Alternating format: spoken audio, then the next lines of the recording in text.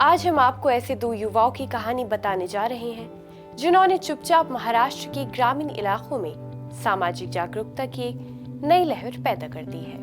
ये दो नाम है मुनीर शिकलगर और हजरत अली सोनीकर के, जिन्होंने धार्मिक भावनाओं को भड़काने वाले खोखले नारों को दरकिनार कर असली मुद्दे को उजागर करने का बीड़ा उठाया है। आदाब, मैं हूँ आपके साथ अमीना माजिद और आप देख रहे हैं आवाज वॉइस। मुनीर और हजरत ग्रीन सोशल फाउंडेशन से जुड़े हैं। उन्होंने सतारा, सांगली और कोल्हापुर जैसे जिलों के 300 से ज्यादा गांव का दौरा किया और लोगों के दिलों की आवाज सुनी, उनकी समस्याओं को समझा और फिर उन सभी मांगों को एक दस्तावेज का रूप दिया, जिसका नाम रखा गया मुस्लिम उम्मीदों का घोषणा पत्र। ये घोषणा पत्र कोई पारंपरिक चुनावी दस्तावेज नहीं है, बल्कि मुसलमानों के वास्तविक सामाजिक, शैक्षिक और आर्थिक मुद्दों पर है।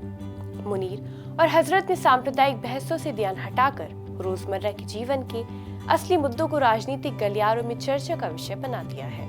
उनका मानना है कि नीतियां जनता की आवाज से बननी चाहिए, इसलिए वो गांव-गांव जाकर लोगों से सीधे संवाद करते हैं ताकि चुने हुए प्रतिनिधि विधानसभा में जाने से पहले असल मुद्दों से वाकिफ हों।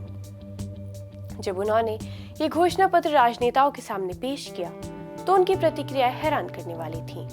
कई राजनेता इस बात से हैरान थे कि घोषणा पत्र में कितनी जरूरी मांगे शामिल थीं। घोषणा पत्र में उन भ्रांतियों का भी जिक्र है जो असामाजिक तत्वों द्वारा मुसलमानों के खिलाफ फैलाई जाती हैं, जिनकी वजह से मुसलमानों को रोजगार के अवसरों में रुकावटों का सामना करना पड़ता है।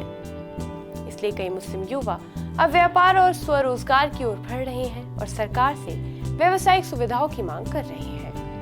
घोषणा पत्र में ये भी मांग की गई है कि सरकारी योजनाओं में पारदर्शिता लाई जाए ताकि योग्य लोग उनका लाभ उठा सकें। महाराष्ट्र में 30 विधानसभा सीटें ऐसी हैं जहां मुस्लिम आबादी अच्छी खासी है, लेकिन इसके बावजूद विधानसभा में उनका प्रतिनिधित्व 10% से भी कम है, जिसे मुनीर और हजरत एक बड़ी समस्या बताते हैं। अपनी सोशल फाउंडेशन के तहत मुनीर और हजरत ने एक संवैधानिक जागरूकता अभियान भी शुरू किया है, जिसमें समानता, भाईचारा और न्याय जैसी राष्ट्रीय मूल्यों की शिक्षा दी जाती है।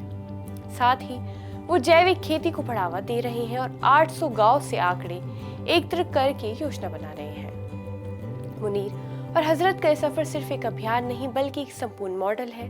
ये मॉडल हमें सिखाता है कि वंचित वर्ग लोकतंत्र में अपनी जगह कैसे बना सकते हैं।